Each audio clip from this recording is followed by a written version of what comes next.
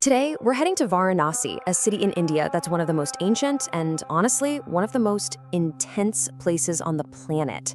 It's a city that exists right on the edge of life and death. And to really get it, you kind of have to confront your own ideas about both. I mean, the sheer age of this place is just mind-boggling. Mark Twain said it best over a century ago. It feels older than history. And when you're there, you can just feel that. It's like the city itself has seen everything. So the city has a few different names. You might hear it called Benares, which is what the British called it. But to Hindus, its ancient name is Kashi, the city of light. And that's not just a poetic nickname.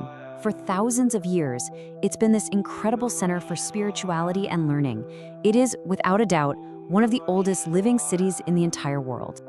Okay, but you can read all the history you want. Nothing, and I mean nothing, prepares you for the reality of arriving in Varanasi today. The second you get there, you're just hit with this wall of sound and smells and color.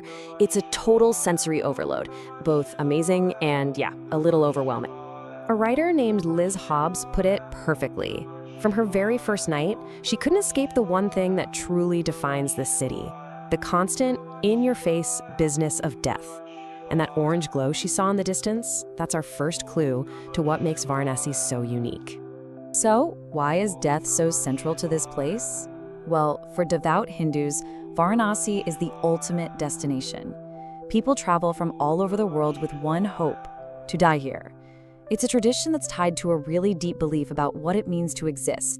And it all comes down to this one concept: Moksha. In Hinduism, Moksha is the ultimate goal. It's liberation. It means breaking free from that endless cycle of life, death, and rebirth. And it's believed that if you die and are cremated in Varanasi, you get a kind of spiritual fast pass straight to Moksha. And this belief means the ritual never, ever stops.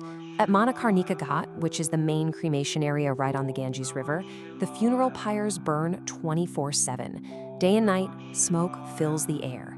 It's a constant, visible reminder of the city's purpose.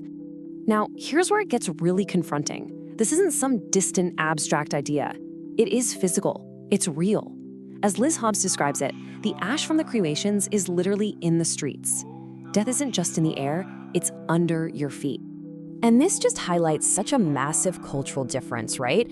In many Western cultures, we tend to hide death away. It's private, sanitized, something we don't talk about. In Varanasi, it is the exact opposite. It's public, it's communal, and it's woven right into the fabric of everyday life. Which leads you to this really fascinating question.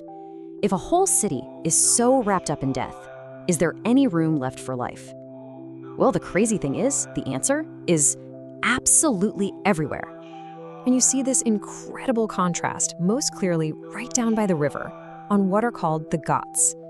The very same steps that lead the dead to their final rest are also the stage for the city's most vibrant celebrations of life. The Ghats are truly the soul of Varanasi. Just picture these long, wide sets of stairs that run all along the riverbank. This is where everything happens. It's where the spiritual world and the everyday world collide in this spectacular daily show. And every single evening, the Ghats just explode with this incredible ceremony called the Ganga Aarti. You have priests in beautiful robes performing this synchronized ritual with massive, heavy lamps of fire, all choreographed to chanting and bells. It's noisy, it's beautiful, and it is completely hypnotic. And all day long, from sunrise on, the Ghats are just buzzing with life. You'll see people taking a holy dip in the river, and then just a few feet away, someone's doing their laundry. Kids are flying kites and playing cricket. People are doing yoga or just sitting and chatting. The sacred and the ordinary, all happening at once. But Varanasi is so much more than just its riverfront. If you step away from the Ghats and get lost in the maze of narrow alleyways behind them, you find a complex, thriving city with this incredibly rich cultural pulse. Now, here's something you might not expect. While we know Varanasi as the quintessential Hindu city, almost 30% of its population is Muslim. And this community is absolutely essential to the city's identity, its culture, and its economy. I mean, this city has been a cradle for amazing thinkers and artists for centuries. You've got mystics like Kabir and Ravidas who challenged religious norms. And in more recent times, it gave the world musical giants like the Shehnai master Bismillah Khan and the legendary sitar player Ravi Shankar. And one of the most beautiful examples of this blended culture is in the city's famous Banarasi silk.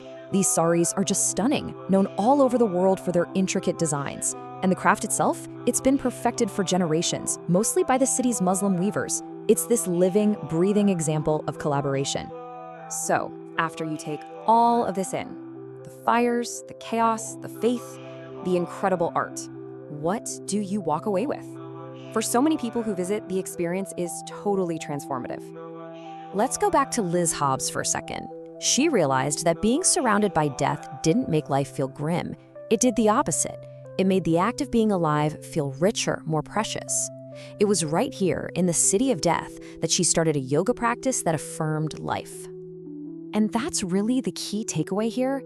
The journey through Varanasi isn't about morbidly staring at death.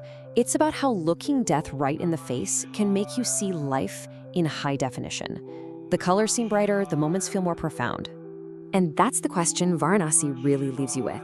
In a city so completely focused on the end, what can it teach us about appreciating the beginning, the middle, and every single moment in between?